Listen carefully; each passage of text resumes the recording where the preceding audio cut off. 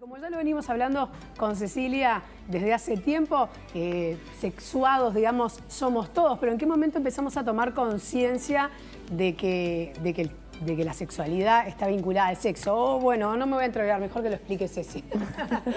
de eso vamos a hablar. Para eso estás vos, no vale la pena hacer ni introducción. Bienvenida, ¿todo bien? Bien, sí.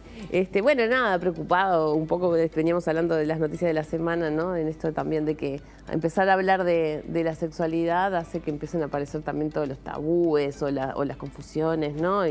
O algunas declaraciones, que llevan por este lado también de seguir en el tabú y no de la información. Entonces, bueno, por un lado eso, ¿no? De poder como presentar también el tema que a veces nos cuesta hablar y nos cuesta cambiar también a un paradigma más como centrado en esto de poder compartir información y sobre todo también centrado en creer que se puede tener vida placentera, ¿no? Y no tanto a nivel de los secretos, las censuras o lo que no se puede decir. Sí, entonces, bueno. Igual es curioso, ¿no? Porque acá, antes de arrancar la nota, vos que sos psicóloga, un camarógrafo que es padre, yo que soy madre, todo el mundo aportando alguna anécdota en la cual todos nos sentimos un poco paralizados ante determinadas situaciones con niños. Entonces, totalmente. Con niños y adolescentes. Obviamente cuesta, es difícil manejarlo. Y yo quisiera arrancar, Ceci, por el tema de como las distintas etapas, ¿no?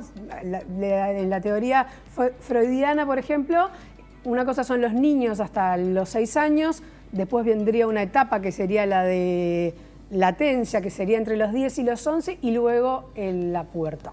Claro, sí, y que esas etapas están cambiando también, ¿no? Pero que en realidad está bueno que por lo menos son guías para poder pensar qué pasa y que en esto que vos hablabas hoy de la latencia, parecería que desaparece todo lo de la sexualidad, porque en realidad hay algo que está bueno en la teoría freudiana, que es la sublimación, dice, ¿no? Entonces, en realidad todo lo sexual se pone en otras actividades, en el deporte, en la pintura, en la lectura, en los paseos, que no quiere decir que no exista el placer. Claro, esa etapa, digamos, vamos a volver a como aclararlo para aquellos que no saben, va entre los 6 y los 11, porque todos hemos visto a niños más chicos de esa edad tocarse, digamos, sin mayor tocarse, problema. experimentar, conocer, exacto. Porque acuérdense que también está bueno no olvidarnos que somos cuerpo y que es lo que más nos acompaña, nos bañamos, es como que después hay una ruptura y lo dividimos y lo olvidamos, pero en realidad somos nuestro cuerpo y tenemos permanente contacto con nuestro cuerpo y cuanto más conozcamos nuestro cuerpo, mejor.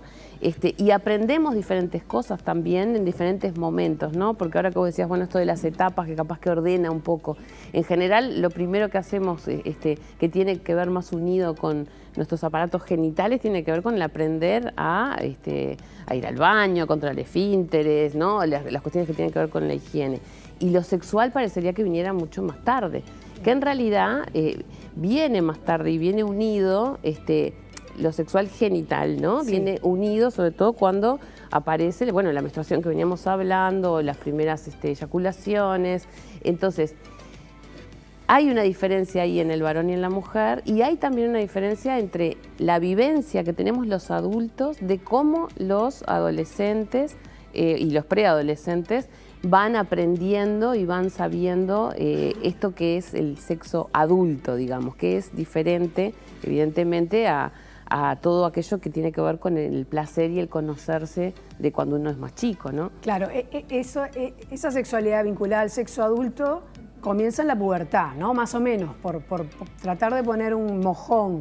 Comienza a relacionarse, pero no comienza, pero no es como el sexo adulto que tiene que ver, por ejemplo, con la penetración o con la reproducción o con otro tipo de goce, digamos, como más consciente, ¿no? Tiene que ver que también igual el adulto, y está bueno que lo sepamos, no abandona la experimentación, ¿tá? Pero ya tiene otro nivel de conciencia en relación a decir, bueno, vamos a tener relaciones sexuales o yo tengo esta relación con el otro porque tengo mi objetivo de tener sexo, ¿no?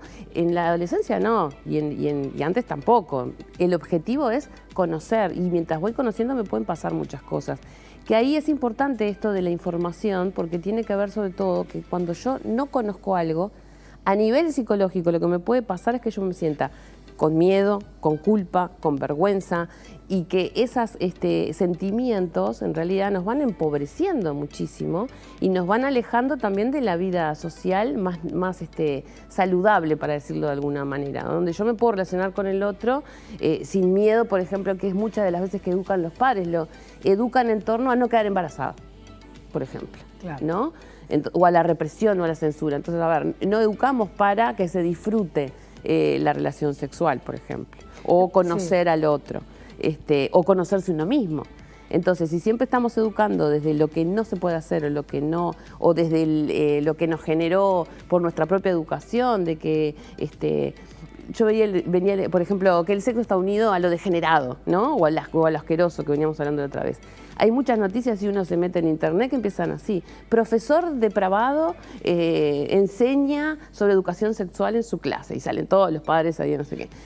Tenemos todavía una herencia, ¿no? Y una connotación negativa de lo sexual que nos va tiñendo nuestras prácticas, pero sobre todo, por lo menos los que trabajamos en salud, sabemos los riesgos y los daños que genera eso, ¿no? Sí, y que tenemos totalmente que poder prever. Me quedo pensando de todas maneras que incluso entre los discursos más liberales, más avanzados, más progresistas o más modernos, como lo quieras ver, de todas maneras, y está bien, entiendo yo, siempre se guarda determinados comportamientos para el ámbito privado, ¿no? Sí, un claro. niño, es decir, ¿no? Antes era no te toques, hoy es, o debería ser, tocate, pero hacelo en privado. Esa connotación de que eso es para el ámbito privado no hace ya de por sí que genere cierta culpa, decir, bueno, ¿por qué si esto no está mal, me tengo que esconder para hacerlo? Claro, y está bueno eso. Pero la culpa no se genera porque, a ver, porque yo tenga que hacer mis cosas en el baño. Porque, por ejemplo, yo me puedo ir a bañar y eso no me genera culpa, porque genera un cuidado y un respeto de mi cuerpo, de mi espacio, de mi intimidad. Lo que sí genera culpa es que yo no sé, no tengo relación con lo que me está pasando y no comprendo eso, porque a veces los adultos mandamos mensajes contradictorios. ¿Tá? Por ejemplo, que una de las cosas que venían ustedes discutiendo, en las primeras elecciones de los varones y las primeras eyaculaciones, que en general son en el dormitorio o en la cama, ¿no? Que uno se sorprende, así como la mujer cuando menstrua se sorprende de que... Sí. Se sorprende si no hemos hablado con ellos, ¿no? Y se puede asustar mucho de lo que le está pasando. Entonces, pero si uno antes viene hablando y nos acordamos que la educación sexual es continua, que eso no quiere decir estar todo el tiempo hablando, pero no negar la existencia de que somos seres que nos pasan cosas a nivel de las sensaciones y de nuestro cuerpo, si yo lo pongo en palabras, seguramente a la muchacha o al muchacho que les pasan cosas, no se va a sentir culpable de haber ensuciado, por ejemplo, la cama o la ropa interior. ¿tá? Porque va a entender por dónde viene o qué le está pasando. Nos sentimos culpables cuando no entendemos. Claro, nos sentimos culpables cuando no entendemos o cuando, si nos pasan estas cosas, el mensaje es, qué chanchada, mira lo que estás haciendo. Entonces, la culpa es algo que además no lo manejamos, porque en general los psicoanalistas hablan que en general es inconsciente, es un mecanismo inconsciente. Pero tiene que ver con que se produce con estos mecanismos de contradicción y que nos van generando, que nos sintamos mal frente a aquello que nos hace sentir bien también, porque a quién no le gusta sentir placer. No, ni que hablar. Lo que pasa es que estamos en un momento totalmente bisagra, ¿no? O sea, en mi infancia, en la tuya, calculo, y en la mayoría de los que hoy son adultos, salvo raras excepciones, creo, no había un discurso por parte de nuestros padres que es el que ahora por lo menos se está proponiendo que haya, ¿no? Una mayor libertad. Sí, y está bueno que se sepa que si se promueve, por lo menos desde las disciplinas, desde las personas que nos dedicamos a estudiar e investigar estas cosas, no tiene que ver con fines políticos o sociales, sino tiene que ver con salud y con saber que prácticas anteriores nos han generado mucho daño. Exacto. Entonces me parece que eso es importante, porque todo aquello que tiene que ver con los secretos, con los tabúes, con no poder acceder, ahora que vos, con esto que tiene que ver con nuestra vida, ¿no? Pero vos me haces acordar, a nosotros nos criaron donde si le dábamos a más de uno un beso o andábamos con más de uno, éramos cualquiera, ¿no?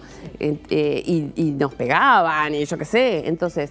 Me parece que poder pasar a otro tipo de educación tiene que ver también con esto, con cuestionarnos los adultos, también nuestras infancias y qué queremos para nuestros hijos en el futuro, ¿no? Ser más felices a futuro.